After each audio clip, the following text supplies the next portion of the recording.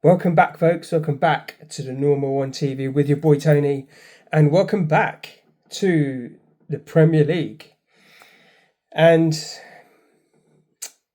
our first game against Newcastle, which was always going to be a bit more about the occasion rather than the football itself, simply because obviously the great Kevin Keegan was obviously we pay tribute to him today on both sides, and I think he got a brilliant sort of reception from both sets of fans.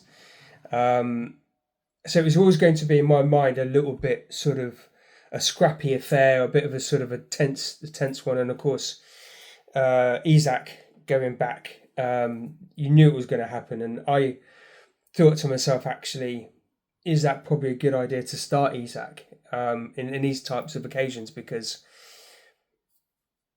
whilst you might have something to prove, a crowd like St James's Park will be right on your neck, and so I questioned that. But listen, we'll cover the game itself from my perspective, what I saw, what I thought and felt, and obviously I like to get to hear your comments and whatnot, and even up to the build up to this game. Now, I watched a couple of games this week. I didn't see the Arsenal one because I just, much rather eat shit than watch Arsenal, to be fair.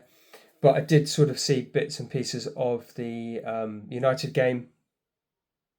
And I kind of kept in contact with some other teams playing, like Aston Villa and Tottenham, for example, etc. So it's been a bit of a funny start to the season, I would say.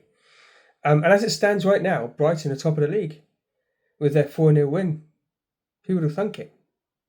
But it's the first day, and whilst it's always good to get a win to start your season off, it doesn't necessarily mean that's how it's going to finish.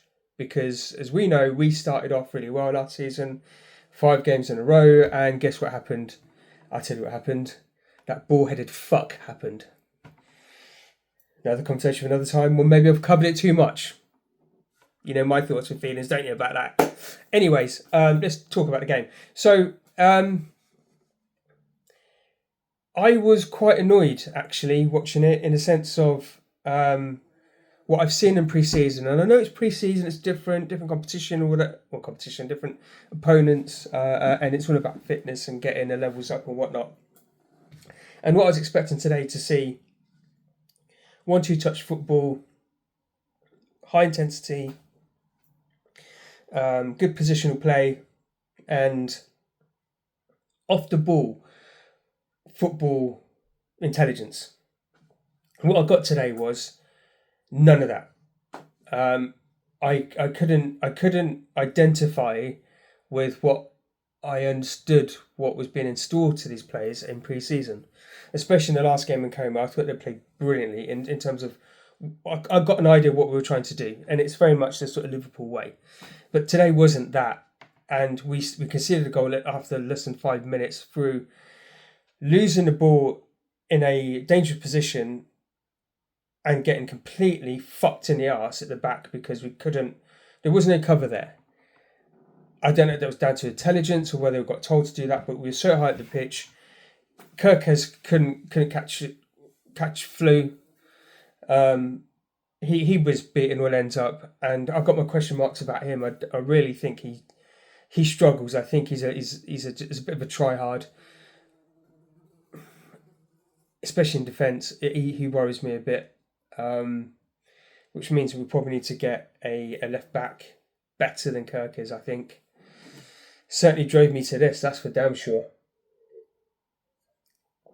But yeah, very weak, and on the face of it, Newcastle looked from that point onwards deserving of that 1-0 lead, because I didn't think we did too much. There was a couple of little moments, but it just didn't look like an Iraola side to me.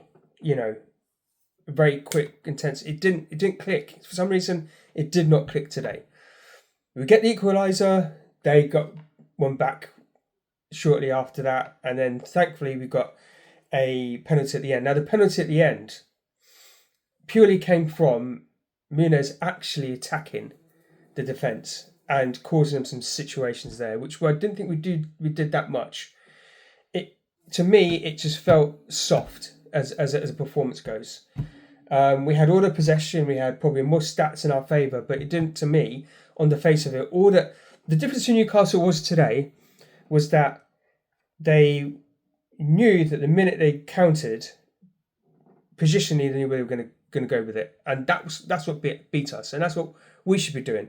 There was one situation where Frimpong gets the ball. This is later on in the game, and he's got nowhere to go with it because there's no support. There's no support behind him. There's no support on the side, left or right.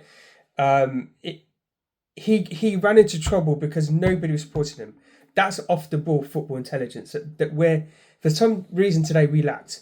Had he got a bit of support, would have probably done a little bit more with it, but we didn't, and that was the theme of the game for me. Positionally, off the ball, we were shite, and we probably need a solid number 6 or a pivot or whatever the case is. McAllister came on and tightened up a little bit, I would say.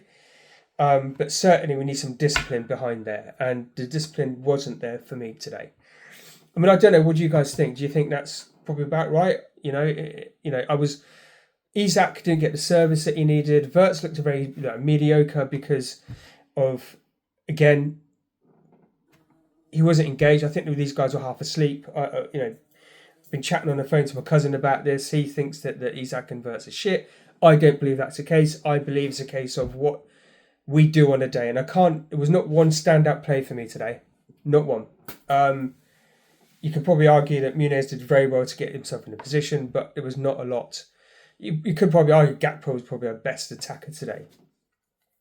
But all in all, I can't pick out one that says, yes, that one was really, causing issues or problems or was the best player on the pitch. There wasn't any. It was mediocre at best. Even though it's obviously I came up and said that we should have won the game. I don't believe that's the case. It was a point that I'm grateful to take as it stands, and keeping our sort of not losing in the first game of the season for almost a decade, I suppose. It would have been nice to win the game, but the occasion probably got to the guys maybe today. I don't know, but they certainly were not playing the way Iriello wanted them to play today. That's for sure, and they've got to do better. And we're lucky today in a sense of it's the first game. Winning the first game does not win you the league, by the way, guys. So you can all calm this shit down. As we know, we've done the first 5 games. Look what we did, and we fell to shit. As I said, different circumstances, but it's not the be and end all. It should be a learning curve for sure. And City today, we're lucky. Maresca looks like I want to be like Pep. And I was, there was a few people that kind of commented on what the fuck he was doing in terms of the lineup and whatnot. But they got the win, which is important. And fucking fly. And we can't read too much into this first game in sense of the points, in terms of winning league or anything like that. What I want to happen from this point onwards is that we now go in strong in the market, get our players in, get the support that we need in the areas that we need, especially I think we do need another. I think we do need a left back, possibly a right. I would go for another 3 players, left, central, and right hand side for defenders. Get a number 6 and get our attacking play, and have a real strong squad so that we can at least rest some of our players, because our bench looks a bit weak as well. I will say this. So I just want us to go and do the fucking business that we need to do before the 1st of September. And we take this, learn from it, and just start playing Iriello's way, because I saw it in pre-season. I've seen it under his Bournemouth team. It is slick. Once it clicks, it is slick. And the guys can be forgiven for today in this regard, because we've got away with one. But I do not want to see this for the rest of the season, because if that's the case, good night, Vienna, and trust me, I think I would just take up being an alcoholic. of borderline anyway.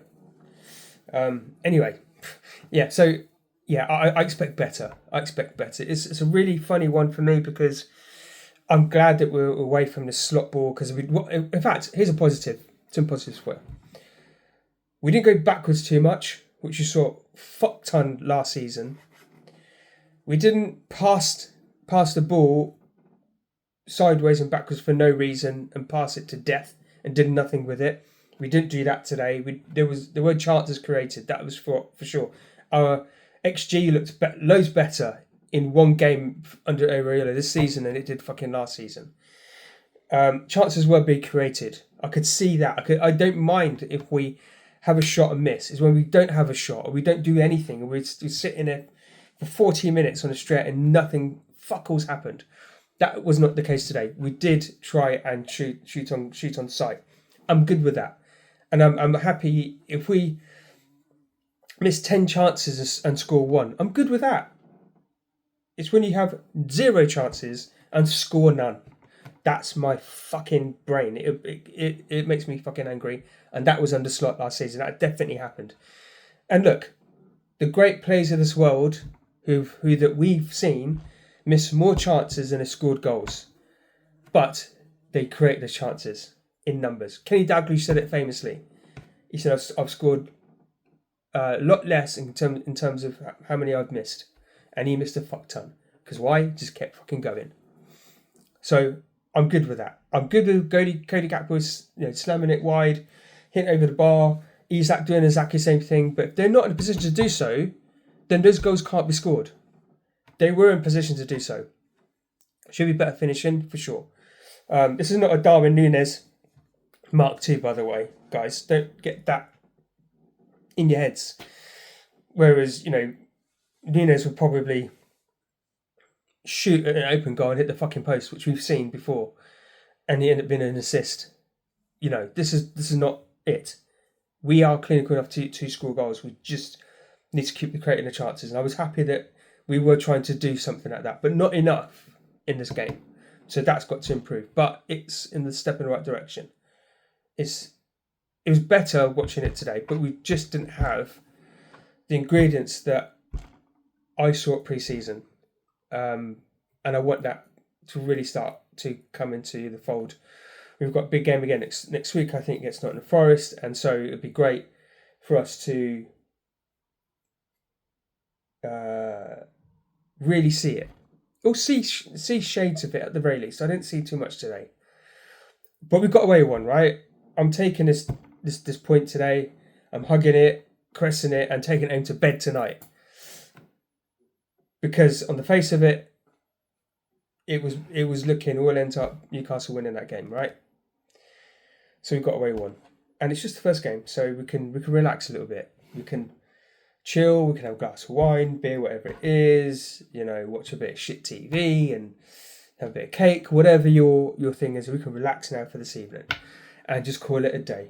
As many of you said that I've seen in the comments on our channel that we speak, it's done, move on. Love that shit. So let's not hang on to it too much.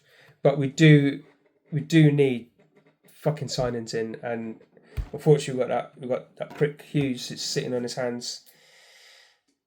Just fucking pay the money, get these fucking players in, for fuck's sake. Just do it. We're going to have new owners investing. They've invested like £1.5 billion in, so fuck me. Pay the fucking money. You know what I mean? I don't want to rant on about that. But anyway, guys, listen. Tell me what you think. Hope you like the video. Please like, subscribe, comment. I don't get too many comments. It'd be nice for some of you I chat to on a regular basis, on a daily basis on my channel. When I say my channel, on the Telegram channel that we have. Come on here, bro. Just anybody say something. It'd be nice to hear you guys, and let's talk on there, and But if it doesn't, it's cool. I still get to chat to you guys anyhow. So it's all sweet. So yeah, that's the game. 2-2 finished. Nothing, to write home about. We got a good lucky scrape. It was probably fair on the day because it was. Let's face it. It was a day for Kevin Keegan.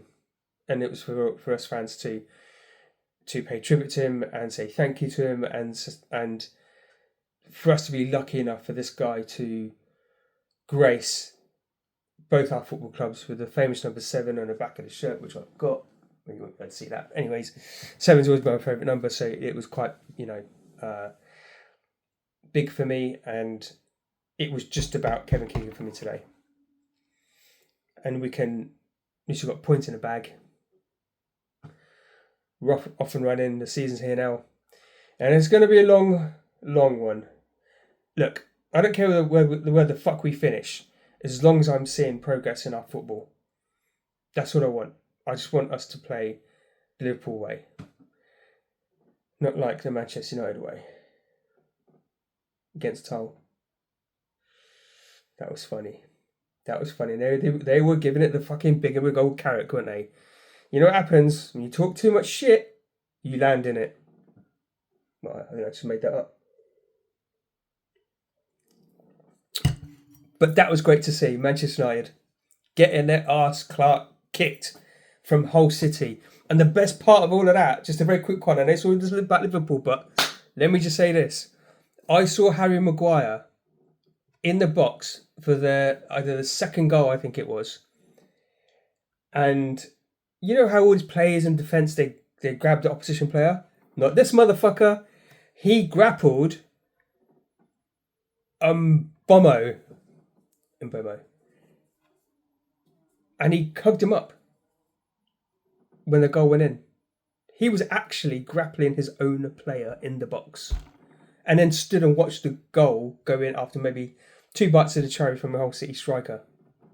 You couldn't make that shit up. Harry Maguire in 2026. This is the guy that they said that they bought for 85 fucking million pounds was going to be better than Virgil van Dijk.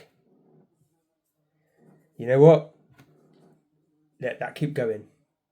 Anyway, that was a nice little positive to my weekend, and just watching it. I might go watch it again because it's fucking amazing. But if you guys get to see it, go check it out. It was priceless. It says Manchester United all over, and they thought they were going to go and absolutely wipe the floor and have fun, have a good game of football today. Did they fuck? They got their asses wiped, and it should have been more. It should have been more. Trust me. So yeah, it's Ollie version 2 again, isn't it? I would say. Yeah. Anyway, that's it. That's all I've got to say.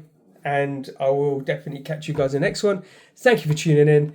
Please like, comment, share, subscribe, and all that fun stuff. And you know what I'm going to say, don't you? You know what I'm going to say? What I'm going to say? You never walk alone.